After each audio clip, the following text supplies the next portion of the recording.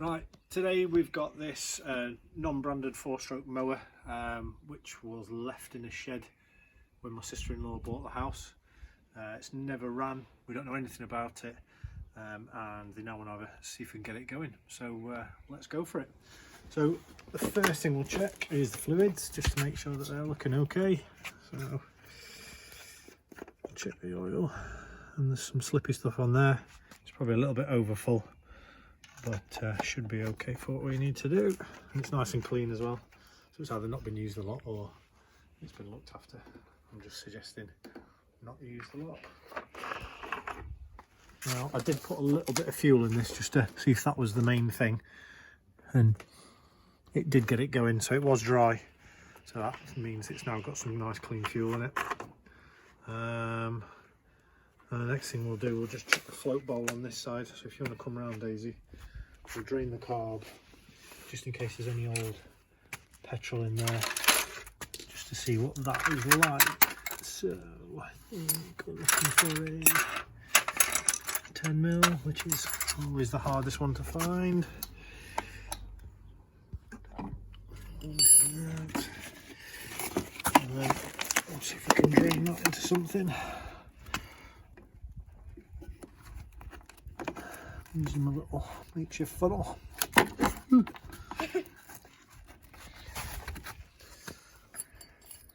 then slide this over. Put that on there. Hopefully we won't make too much of a mess.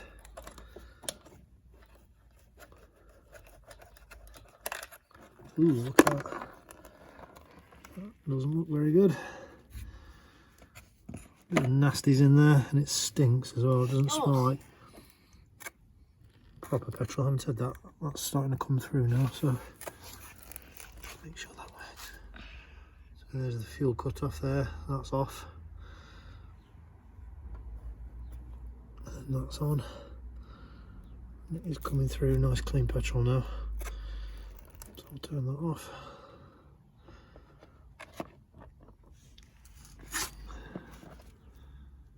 Nasty. Nasty. That's all. Look at them barnacles in there. Not looking good. Okay, well, I'm going to have to do this quickly. Okay. So hopefully we might get away with not taking the bowl completely off and cleaning the carb out. But that's the nasty fuel out. And we'll turn that back on. Okay. I did give it a few pulls and it didn't start, so we'll check for a spark now. So around this side, Daisy. There's the spark plug. And there's the spark plug lead. Let's put that on there. Now Daisy, I need you to tell me if there's a spark that goes across there when I try and start it. Okay. Okay. You ready? Yep. Ooh.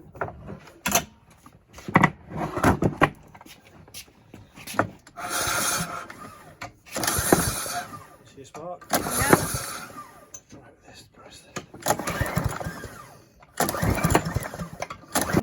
Okay, so just to try and get a spark, what we'll do, we'll take the spark plug out, and then we'll be able to hopefully see if we can see it a little bit better, because it wasn't really strong enough for any of us to see.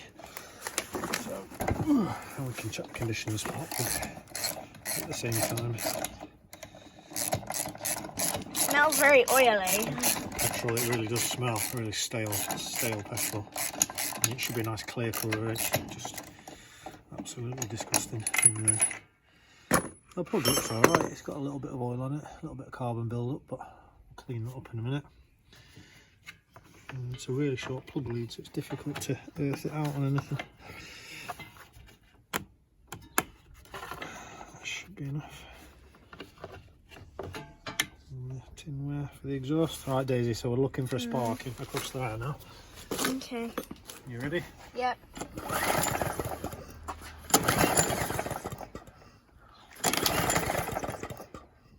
I can't see anything. I don't know if it's too dark or... I can genuinely not see anything. You just need to put that behind it. I might be able to see it then. Can you just hold that there for me? Yep.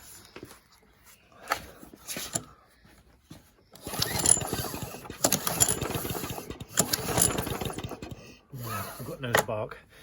So there's no spark. Right, okay. Your glove. Thank you. Okay, so what we're going to have to do now is we'll probably take the tinware off it. And then we'll see if there's a reason why it's not running. It should run. We're in the run position on there. That's the inhibitor. And I've got a feeling it's either going to be something like a coil pack or the inhibitor ground that's not working properly on this side. So let's strip it down.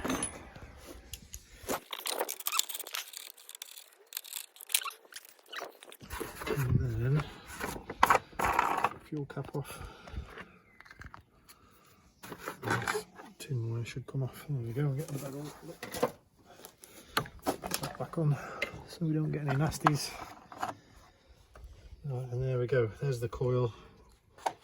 She's still got the cable on. It's a little bit loose, but not too bad. HTLE looks okay. That looks okay. And then there's this micro switch down here, which is the run stop, and I'm pretty sure that that's working. Let's see if we can hear it click. Let's do the inhibit, see whether it works or not. I can't hear anything, but that's not to say it's not working. And it normally does, that grounds the signal to stop it sparking. So what we could do, hopefully, just disconnect that. It might fire up, and if not, if it's the other way around, I'll just ground it. Could do an electrical continuity test. So we'll get the tester and we'll set it up to ohms. And let's see what the switch is doing. Put this somewhere where you can see it. So if you push the probes together,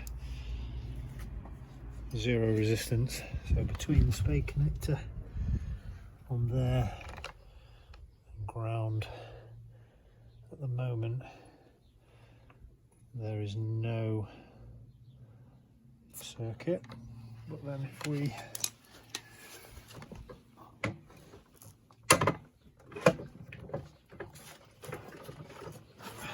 close the inhibitor, which we've done, lots of mud in it.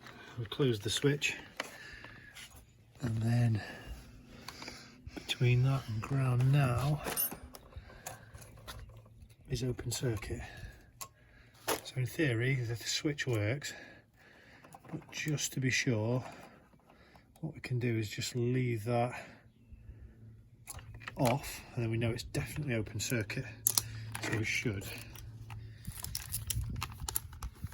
be able to get a spark. So let's try again, see if that's something to do with that connection on there.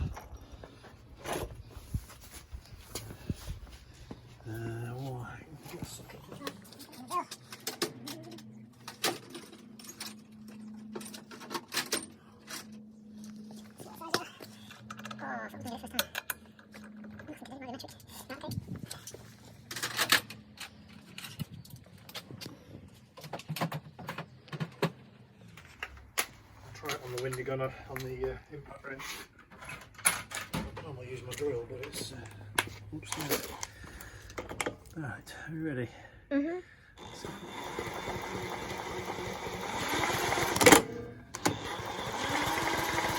I don't know if you can see in there, we are getting a really small spark. Can you zoom right in, Daisy? See the spark? Yeah. So that means that that's working. So we can connect this back up and see if it still works. And then we know it's either a dodgy connection there, probably. Let's try it again.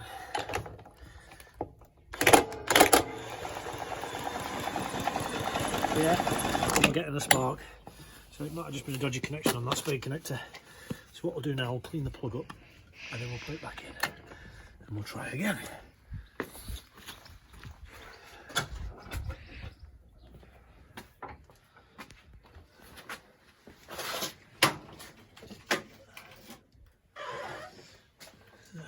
Get some rubbish off it, hopefully.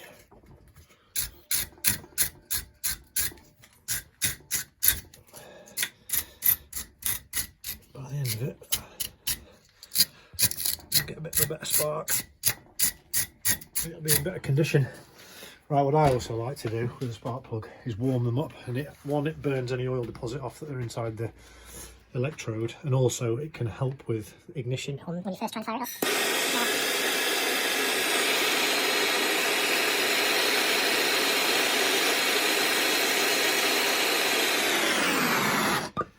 I'm not going mental, but we'll try and get some heat into it. Got a little bit of steam coming out of it. Yeah, it's just burning off the oil that's in there. You know what it is? No. I really don't want to pick that up with anything else. Try a bit of rag. Quick.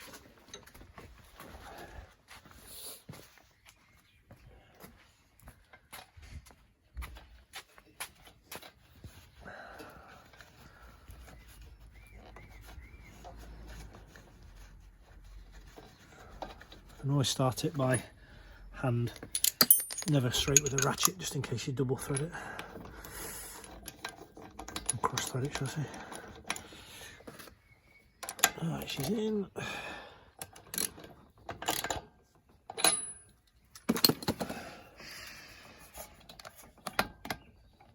Right.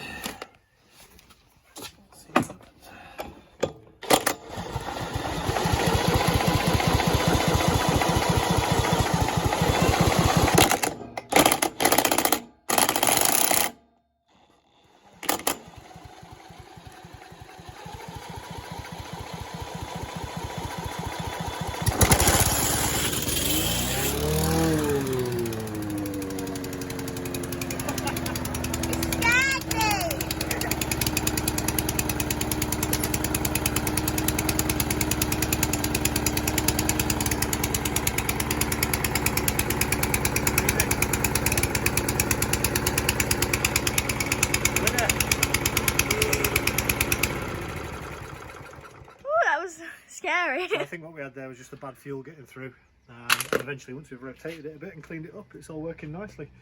Let's put it back together and then we'll try and start it normally and we'll see if it works. We'll come back to you. So we put it back together, put the tinware back on, and we're going to see if it starts. Right, you ready? So we pull this in and then first time.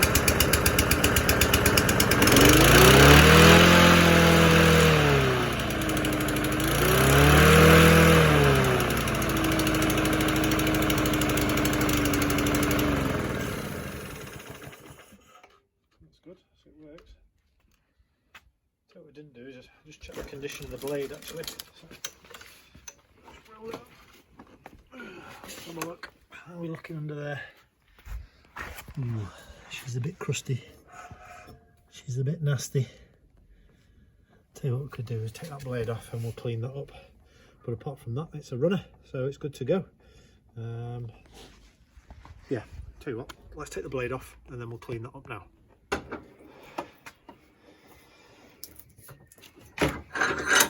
Use a grinder.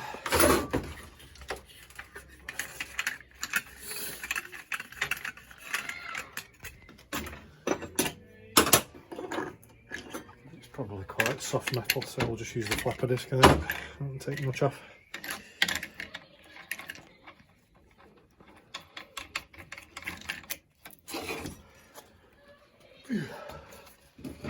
Right, I'm going to stand back for this bit. So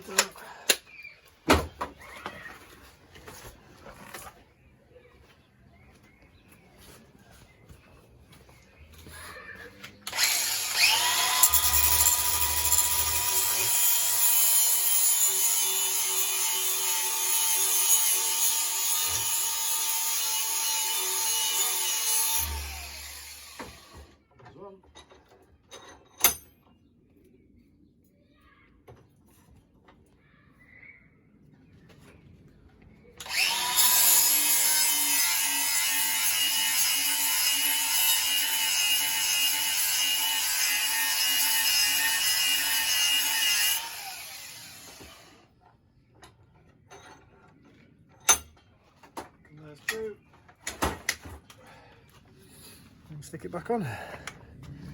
So we've got a broken part under there, but I think we should be able to make do with what we've got for now, and then we'll look for some spares later. Right, let's put it back together, maybe.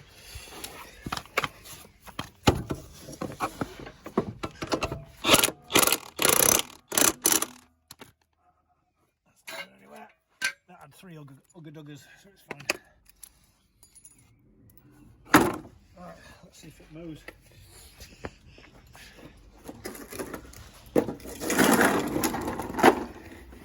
I mowed my grass at the weekend, so it might not work, but we'll see. Let's put it to the lowest setting.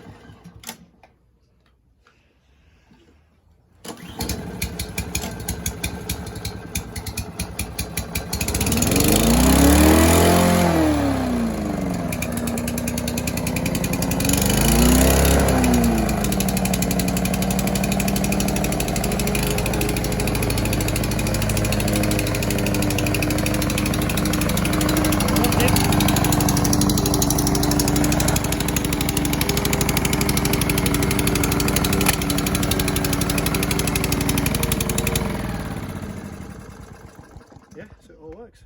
Great success. Thanks for watching.